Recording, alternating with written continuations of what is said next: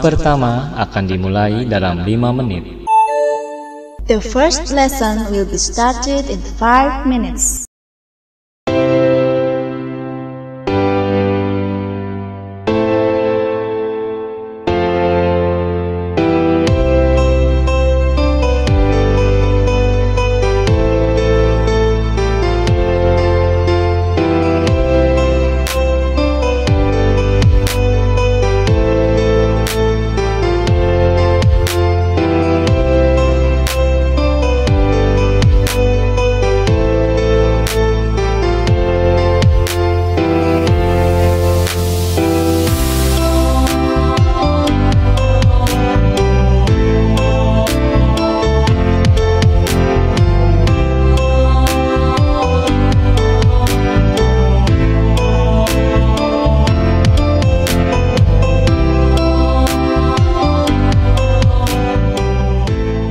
Assalamualaikum warahmatullahi wabarakatuh. Selamat pagi. Sesuai dengan jadwal praktek kelas kita hari ini, kita akan melaksanakan praktek tentang kelistrikan. Namun sebelum kita praktek, kita berdoa terlebih dahulu. Berdoa dipersilakan. Berdoa selesai, sesuai dengan SOP, kita harus melaksanakan pemanasan terlebih dahulu untuk menghindari kecelakaan kerja ya. Mari kita melaksanakan pemanasan untuk peregangan terlebih dahulu.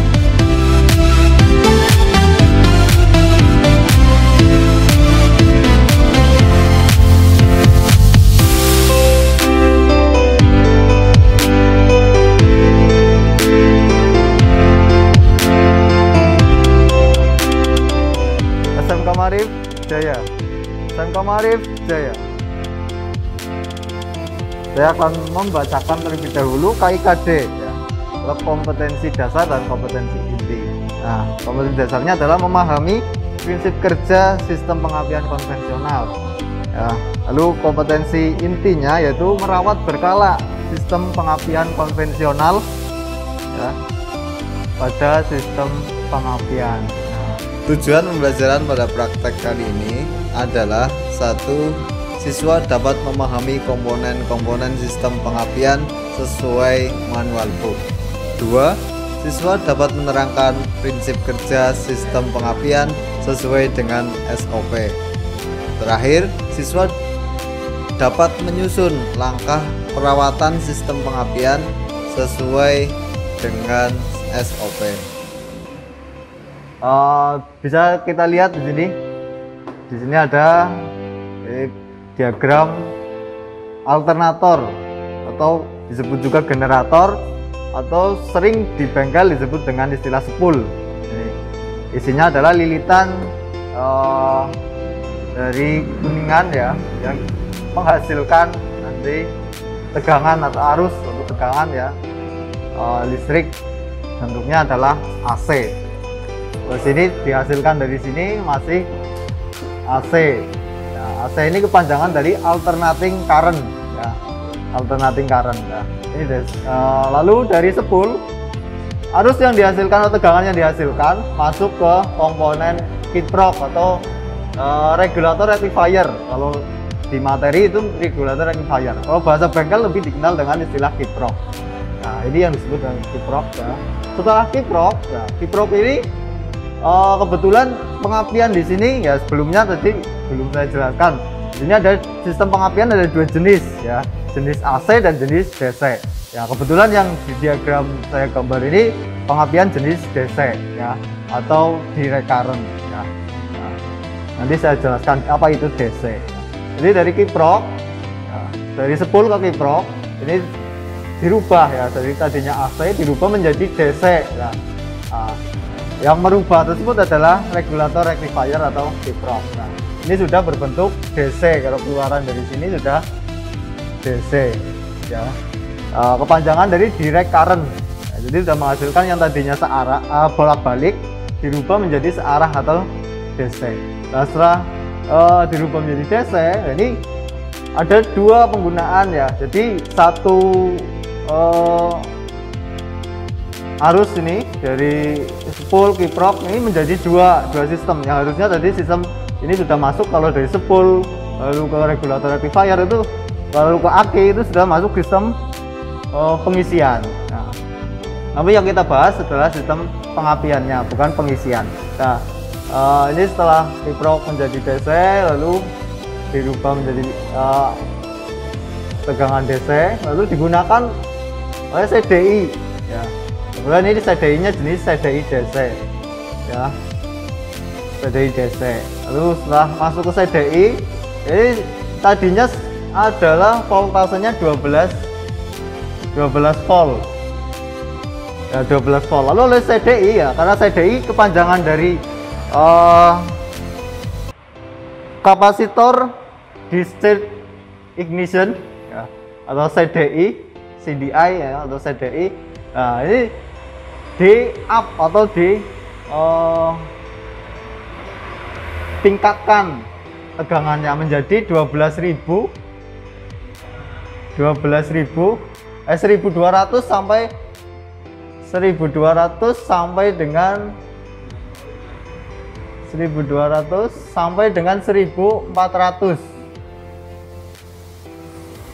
volt ya, ini.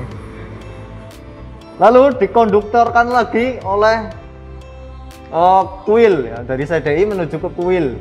Nah, tulisannya coil ya, dibaca kuil. Nah, ini sini di up lagi, dibesarkan lagi, diinduksikan, yaitu menjadi 12.000 sampai 14.000 volt ya, menjadi 12.000 sampai 14.000 volt ya. Lalu disalurkan ke busi ya, ini sampai ke busi ya, sehingga busi dapat memercikkan. Jadi tegangan yang sampai ke busi itu 12.000 sampai 14.000 volt, jadi besar sekali ya. Ini sekilas ya tentang pengapian jenis DC. Lalu pada jenis AC, misalkan jenis AC itu tidak melalui kiprok, jadi dari alternator atau spool langsung ke CDI ya. CDI lalu sama ke kuil lalu ke busi ya. Jadi sistem pengapian ini menjadi syarat sebagai mesin itu dapat bekerja ya. Baik, sebelum melaksanakan praktik saya akan mengidentifikasi alat terlebih dahulu ya, alat yang akan kita gunakan. Yang pertama adalah ini yang besar dahulu ya, multitester motor diesel part ya, atau multitester yang digunakan untuk melakukan pengecekan atau pengujian komponen atau part bagian pengapian ya.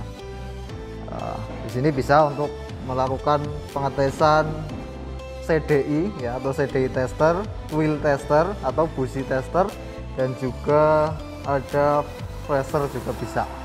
Nah, lalu alat yang selanjutnya, ini pasangannya ya, untuk melakukan pengetesan pada CDI ya.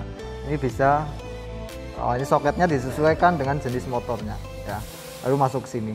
Ini lalu yang kedua itu adalah obeng ya, obeng plus ya, digunakan bisa untuk melepas nanti aki atau melepas komponen kiprok atau regulator rectifier ya. Yes, ini obeng plus atau obeng positif, ini kombinasi ya.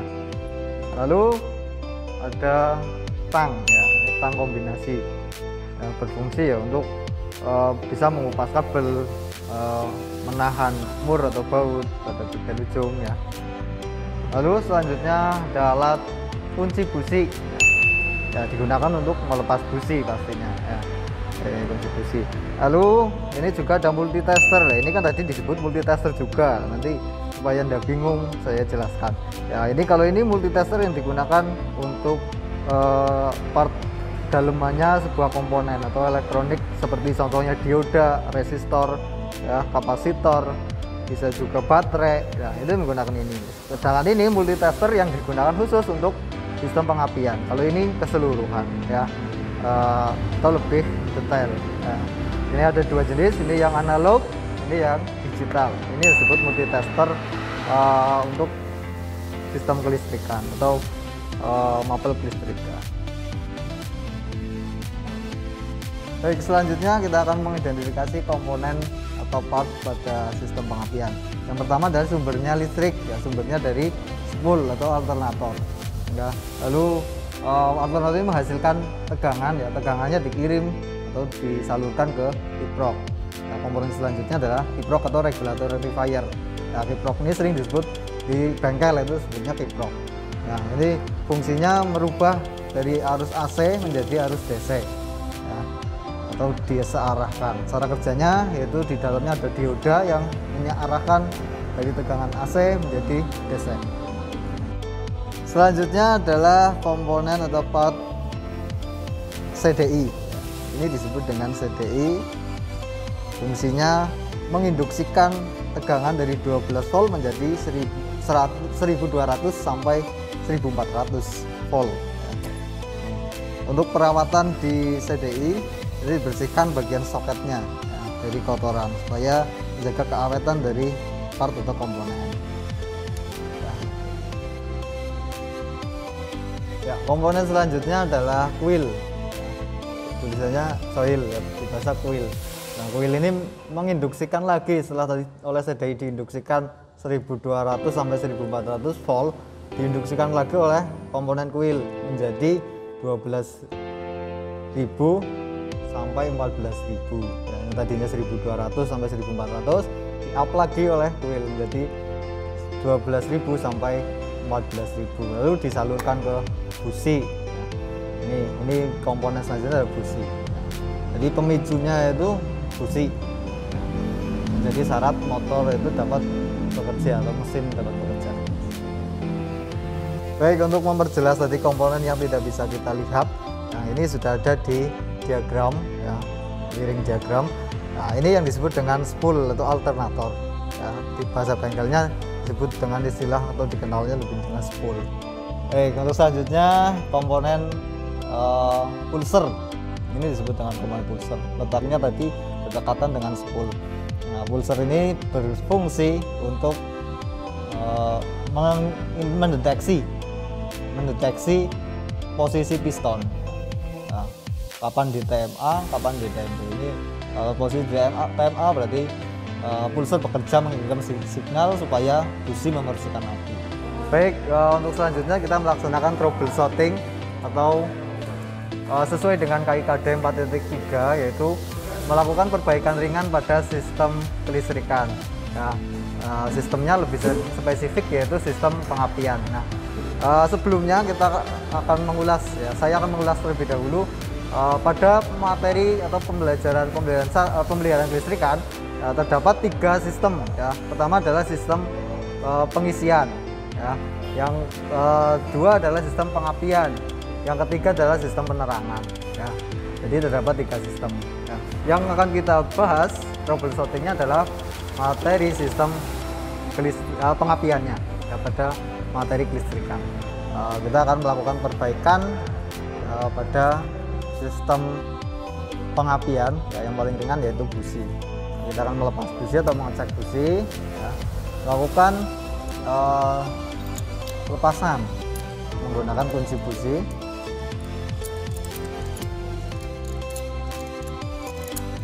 Ya, sudah kita lepas dan kita identifikasi terlebih dahulu, ya. Kita identifikasi businya bagus atau tidak. Nah, untuk busi seperti ini kita bisa lihat warnanya hitam dan agak basah. Ini tandanya bahan bakar terlalu kaya atau terlalu banyak bahan bakar, atau kurang bagus untuk pembakaran, sistem pembakarannya.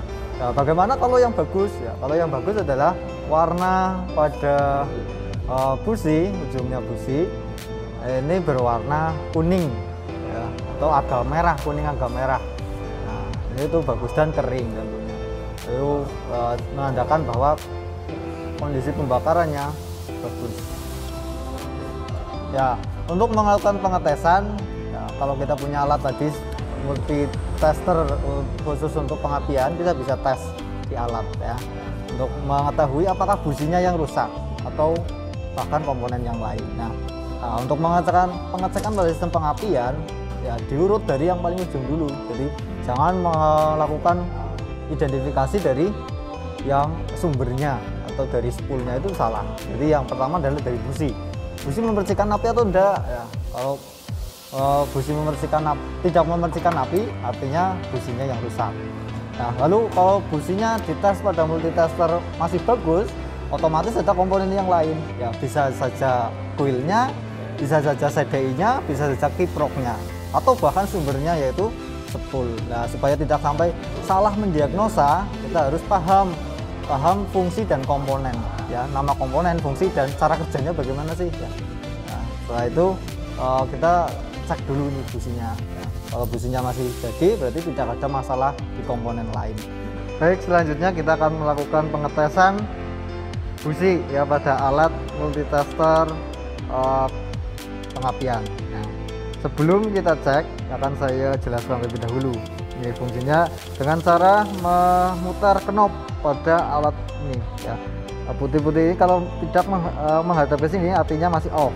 Kalau menghadap ke multitester, tulisan multitester artinya kita menghidupkan multi, berarti semua. Lalu kalau menghadap ke CDI berarti hanya untuk mengatakan CDI.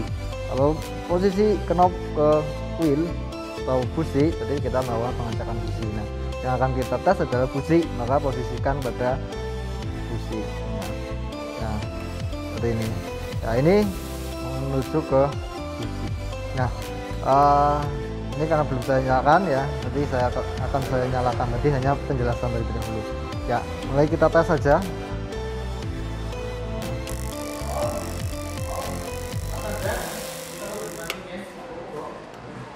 Kita posisikan di busi ya. 1, 2, 3. Nah, bisa kita lihat posisi busi ya sudah menyala. Nah, itu artinya busi dalam kondisi baik. Namun untuk campuran bahan bakarnya kurang bagus karena masih berwarna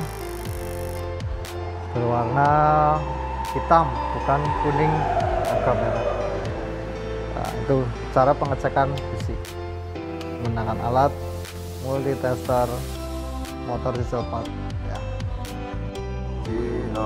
Baik, karena sudah dicek dari busi kondisi masih bagus ya, bisa memercikan api dan percikannya juga biru, kita akan pasang kembali ya. Misalkan kerusakan, jadi kalau kerusakan ringan, ini busi tidak memercikan api, tinggal ganti busi lalu dicek kembali motor hidup atau enggak. Nah, itu masuk perbaikan ringan, jadi hanya busi saja.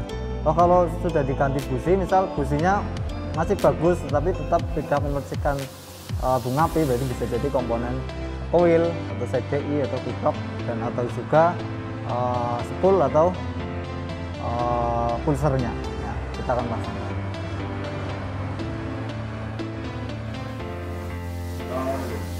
Baik, dari praktek yang dilaksanakan tadi, kita dapat mengambil kesimpulan bahwa untuk dapat memperbaiki kerusakan pada sistem pengapian, kita harus memahami nama komponen, fungsi komponen, serta cara kerjanya, sehingga tidak terjadi salah diagnosa pada kerusakan sistem pengapian.